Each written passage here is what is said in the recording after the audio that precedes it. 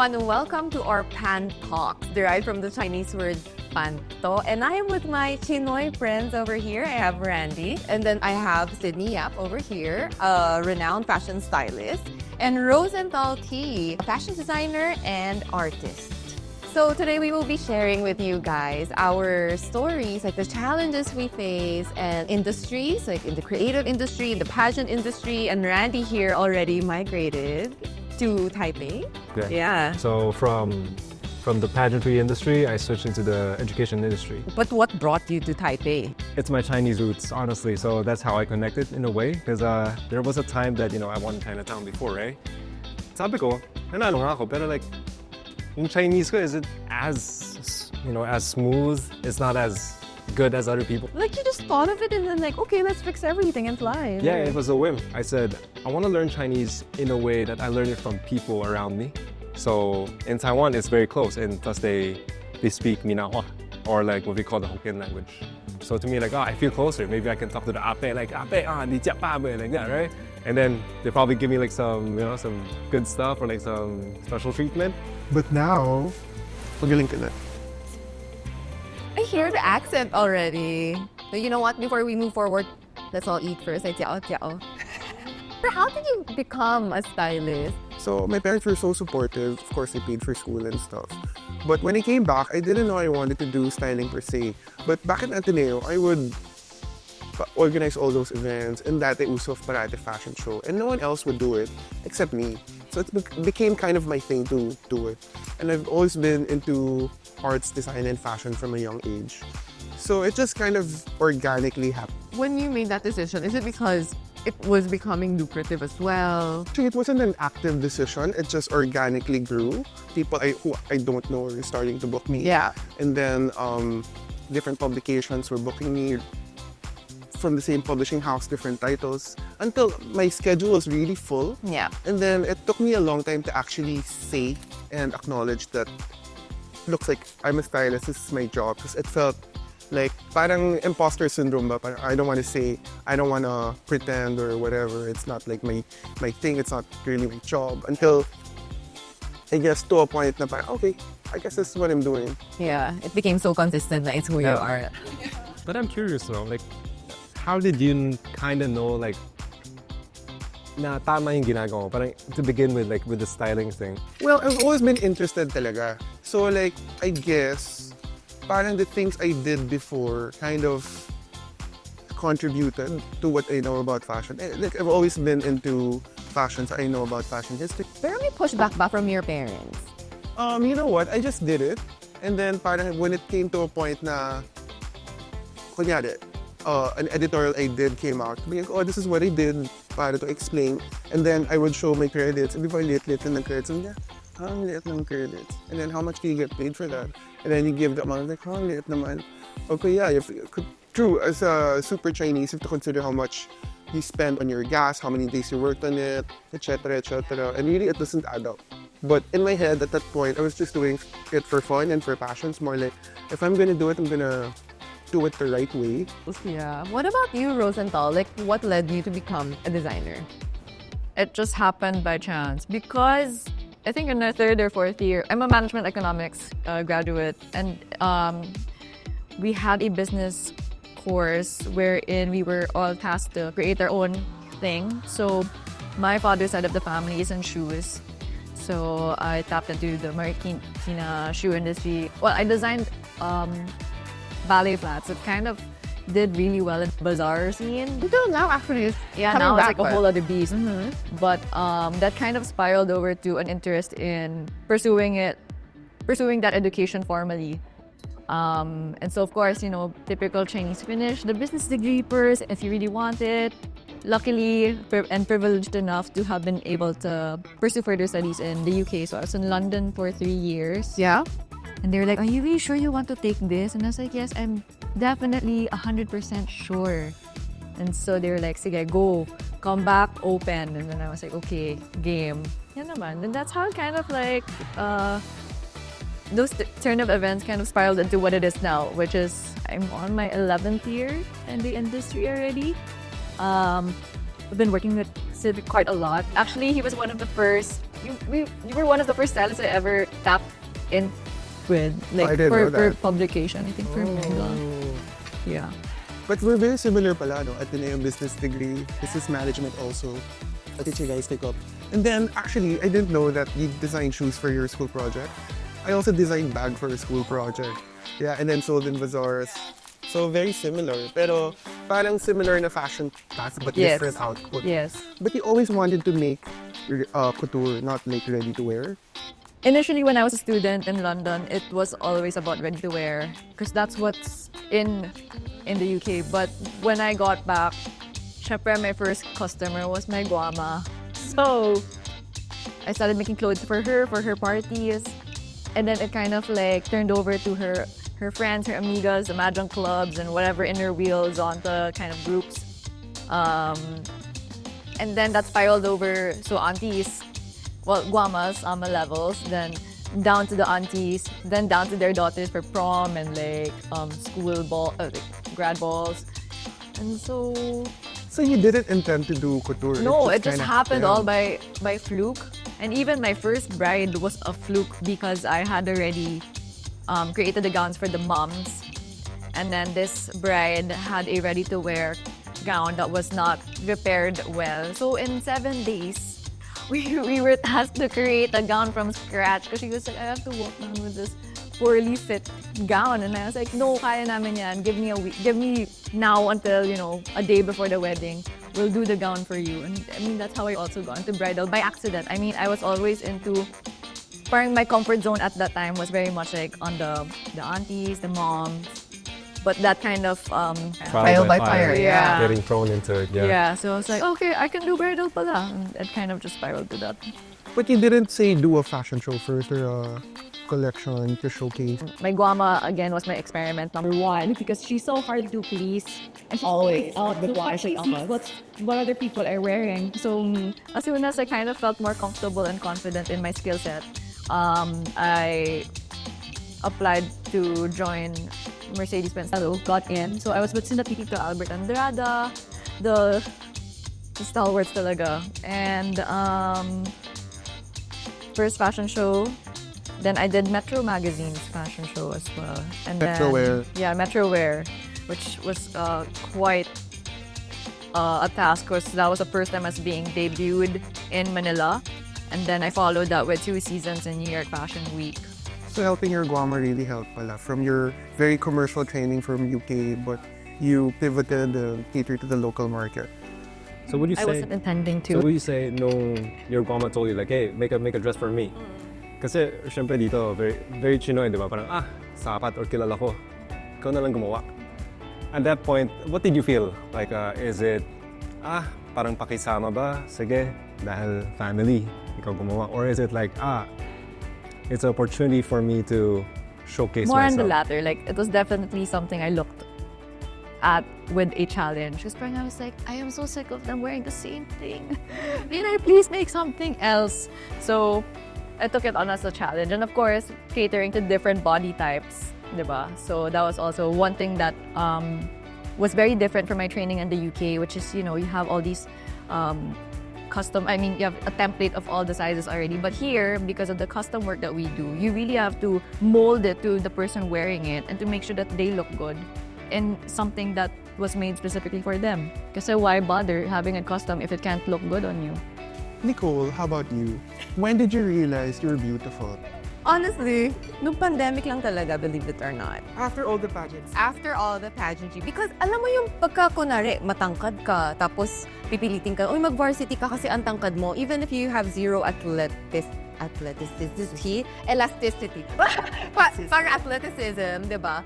Basta matangkad ka, join ka. So, feeling ko, ganun ako nung Miss Chinatown. Pinilit lang ako ni Ama. Everyone knows his story.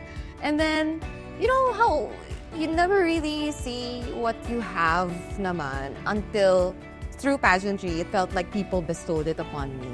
And then I was so comfortable din na parang, kasi pageantry could be really harsh. As in I remember the moment na lumabas pa lang yung first photos namin sa auditions for Binibini Pilipinas application. Ang dami ng comments. Oh my gosh, na like these people know you. Parang na-judge nila yung buong pagkatao mo lahat. So parang... And the Philippine pageant scene pa naman is so die-hard. Yes, and that was the year after Pia pa when I joined. So everyone was really tuned in. Tapos, parang dun ko na feel na, sige, I guess I'm not that pretty naman. And that's fine. Kasi alam ko, yung edge ko is, I can speak really well. And that I'm smart. Yung ganon. So I was like, yeah, I'm okay being the smart girl. That's fine. Na saktong pretty lang papasa. Na I never really embraced it. Even after 2 pageants, after 2 crowns. And then, nung pandemic lang, when we were alone with our thoughts, di ba? Parang na-realize ko na, wait lang, I think I can be both pretty and smart naman. Bakit ko linimit sarili ko? Na I'm just this. So yeah, that's a tricky thing about pageantry na it could be the best thing and the worst thing as well, but you have to take the good and the bad. But growing up, you never thought of becoming a model or Nope. like being a host? Nope. And you're so comfortable talking. And I was such an introvert in college. School of Social Sciences in Ateneo. So parang we were the introverted group. Randy was a popular kid. Magka-batch kami, by the way, in Ateneo. Yeah, reunion. Yeah. Pero yeah, parang it was never a thing for me. And then kahit modeling, I got comfortable lang in the recent years, a year or 2 ago. So it's a process of growth talaga. And I think the hardest challenge then lalo na tayo lanlang, hindi tayo compliment sa isa't isa. Tapos kung kinompliment ka, parang you have to reject it. Bola. Nauwa. O di asoy na. Bola, auntie. Yung pai ko nga ganito. Parang you have to make excuses for yourself. So parang I never really learned to accept compliments gracefully. Na ngayon, natututunan ko na, no, thank you. And then, I have to make an effort to see the beauty in the person giving me the compliment then. Na parang, it feels good to feel good and to also make someone else feel good about themselves. So, it's a whole process talaga. But it's mind-boggling for me to believe that you did so many pageants, not believing in yourself. What more now that you believe it? I know! Goddess level tayo. No, pero... Yeah, so don't feel bad, guys. I mean, there are a lot of girls or people in general who always ask about how do you become more confident? How do you present yourself so well in public? Feeling natin minsan if we don't, kunwari ako, lucky lang ako na I got into pageantry. I don't know if you feel this way then. Because I would never discover this part of myself if I never got into it. What I think is like what she's saying is true, kasi ganun nga, it just happens. Like, Yeah, Randy, when did you realize that you were handsome? Yeah. Randy, though, was born handsome and he knows it. And now we know he was a popular guy in college. Yep. it's nung high school kasi, I've been hearing it here and there, but I was like a little bit, I was kind of insecure nung high school because like nung high school, all I know was play basketball, right? And then there was an incident na we got into kind of like a fight during the game. So I had to get stitches on my face. And then, even my coach said like, okay lang. Gwapo ka pa naman eh. Okay lang yan. Ano yung battle scar? Parang, ano? Gwapo pala ako? Parang hindi naman. Because it's like that time you were in the awkward stage of your life. Okay, so I have a question for you guys because we have these interactions. Do you say na yung mga interactions na yun, like we went an extra step because parang, uy, lang to, kaiki lang to, let's help each other out. Ganon. Maybe Ganong sense. unconsciously. Kasi parang you're drawn to the same people ba? Parang, I wonder what's Randy doing here? Kasi parang one of the few male models in Chinese. So you would instantly gravitate towards them. Like, Rosenthal, how's your design? Diba? Tapos kahit kayo, I diba? always kind of gravitate towards you because I feel more comfortable. I don't know if it's a Chinoy. I think it's a Chinoy Asian thing. Like, life goes in a circle. Parang yun yung panto natin, diba? Naikot siya. And if you realize, like me, I'm based in Taiwan right now. Everybody plays mahjong. And if you see the concept underneath the mahjong, parang, when you play mahjong, diba, meron yung pong, meron yung chi, jia. It's like, you give something out, and then somebody else can use it, can take it, and eventually everybody wins. Parang ganun sa Chinese eh. You give something, you take something. It's a give and take relationship, but everybody helps out, diba? And then sometimes you sense win of now. community. Oh, ganun, diba? About parents. How supportive were yours when you started Mr. Chinatown? My mom was supportive, like, sure, do what you do. My dad was like, Ano yan? But yeah. modeling pa lang, were they supportive na? And when you joined the pageant, how many years were you modeling already? When I joined the pageant, about 3 years, I think, like So that. matagal na rin. Yeah, So 2-3 They years, I already guess. knew. they already knew that you were handsome. Were they the type of parents who was like, di, ayan taon na, gumawa ko ng napakagwapo ka na. Or yung binibida, oh, chicken guwapo ka na, yes. Kasi usually, di ba, yung parents hindi rin compliment yung anak na ano, kala mo gwapo kang ganon. Ganun ba, parang, oh, chicken guwapo ka, yak yan tao. Oo. Ganun ba? Tatay ko iba eh. Tatay ko, guway ka. Yan, tawag diba? Dito galing, ganun siya eh. Ganun siya. Kasi sa kanya balik. Ganun siya. But your mom? My mom was supportive. You know, my mom was really supportive with my career, with my choices. My dad, syempre, yung mas ano, parang, anong career mo after niyan? Paano ka kita pera, ganyan. But Yeah. someone has to ask those questions though. That's diba? true, that's Kasi true. when we were younger, parang dire-diretso lang tayo sa lahat ng experiences natin. Kahit na, parang wala tayong sense talaga of, okay, how do I make money out of this? Parang di, basta it's fulfilling, let's go. So I think that's a Chinese quality din na, hiyausang tayo, ganon. Yun yung parang, okay, how could I build something out of something I'm having fun with? Diba? How about you guys? Well, I monetized my passion. Yeah. Sweet Lord. Because it was such a risk for my folks to let me fly out to the first place to study abroad. The second girl in my whole class to have been allowed to leave the country to Who was the first one? my cousin, but she's in business. So parang still on the safer end of things. I was the first actually to be able to fly out for a creative degree. Of course, being Chinese, you have to be mindful of all these expenses that they're shelling out how X amount for you to study abroad alone. Now, you have to return it in some form or manner. And so I was like, I'm gonna make sure that I ROI this experience. And I will make sure na I don't disappoint. Yeah. Akala ko sasabihin mo, ano yung payback na tuition namin, diba? Kami na lang, pay us. Yeah, yes. I can't afford. Me, I'm very lucky kasi even when I was younger, I've always been kind of into the arts. So even when I was in grade school, they got me like an art tutor. Like it was a thing. They knew I was very creative. Like, Nicole, you're so eloquent, and people are always so surprised, right, when they say that. That shouldn't be taken as a bad thing.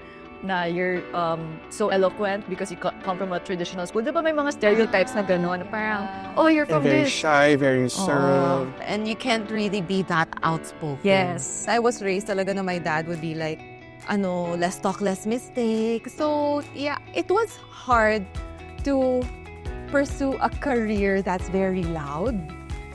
And then, coming from, iniisip ko lagi at the back of my mind na paano ko si ama ko nanonood, paano ko si papa marinig to.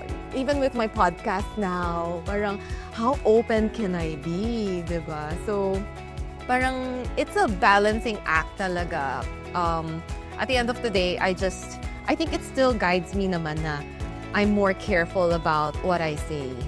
Yeah, instead of, ngayon kasi yung lives ng mga people on social media, it's like so open talaga, no privacy. Everyone's on TikTok doing daily vlogs. So parang, that's something that's difficult for me din na, we need to be an influencer, pero I don't want to share my whole life to people. Like, I don't want them to see how I look when I just woke up or what I buy sa grocery, yung ganong stuff. So I think, meron pa rin akong wall na ganon because of how I was raised.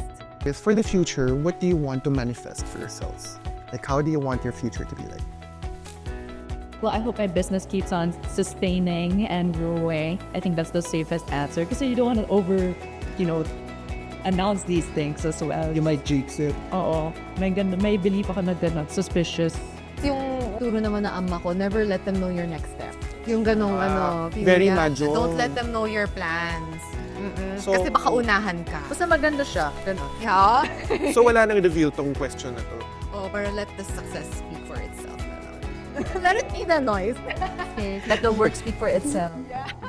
De, pero ako I'm manifesting business ventures for myself. Because it's something, yung alam mo nung bata ako, may mga binibenta-benta ako every now and then. It started with gulaman sa side, tapos parang nagbenta ako sa bazaar one time and it was good. Tapos nung nagtuloy-tuloy na yung career ko, parang, maybe I'm out dun sa business. Like, maybe it's not for me kasi wala na akong time for that, walang ideas. Pero I'm manifesting sana next year I get to realize some plans for business. Kasi nakakatakot din eh. Pero feeling ko, sa journey ko, it's like a reverse thing. Kasi di ba pagkalandang, parang yung first instinct natin is Chinese. Oo. Parang bumabalik na ako. So sana. Makikiride na lang ako sa boat mo. Yes. Yeah, I want to manifest making Alam more mo, money. alam mo, pwede, Sid. May plano na dito. How Gulaman about ba? you? Gulaman. Gulaman. Nicole's The best gulaman. gulaman Oo, ever. pwede pa. How about you, Randy? Pero tama yung sinabi mo, no, na it all goes back. Kasi nung nagpa-hungsuri ako one time, parang, or like sometimes I go to the temples, yun din yung lagi sabi sa akin eh, you will always go back to what your original plan was. Yeah. Even if you don't know it. Even if you don't know if you had a plan in the first place, right? Yun yung confusing din eh. But like, you know, that's like a mix of like destiny and yung choices mo, di ba? So sa akin, I'm in Taiwan right now. I didn't know for what reason exactly did I stay there at that. So who knows? Maybe it's gonna be back to hosting, or if am I gonna do more education, like linking up whatever is available in Taiwan over here, or the other way around. But that's how I kind of see it, like linking up these two countries together, and opening up to the Chinoys here that hey, there's a bigger world out there. No, I will still try it. I'm just showing you the point of view from Taiwan. This is what I learned, and it's a very open-minded, progressive country. Well, I think I just want to further deepen my career and focus on the things I like doing more, whether it's maybe helping out a new designer or new creative talent, photographer, makeup artist, etc. And just help them hone their skills and pivot them into the right direction. As our Ahya Tim Oh, yes. is very vocal about helping others, baka we can do the same. And inspire more people to step into the world of creativity. And I always say nga, kunyari, people ask, there's so many stylists now. Of course, you set yourself apart, but am I not threatened by the others? I say, the pie gets bigger and bigger. There's so much jobs to be shared.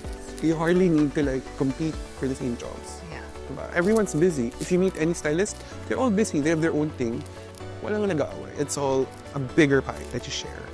That's true. That's why also I appreciate that we have a platform like this where we creative Chinoys get to share our stories, and it just reminds me na we have such a big support system out there then. Correct. You're not alone. We are all together in this boat, in the same boat. Not fresh off the boat. Yes.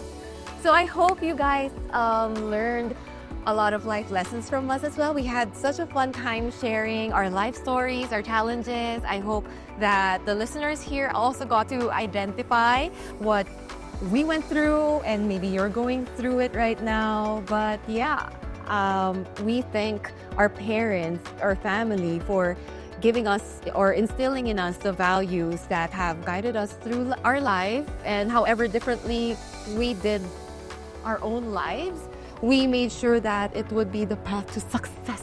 That's how we were raised. So thank you so much, everyone, for watching our first ever Pan Talk.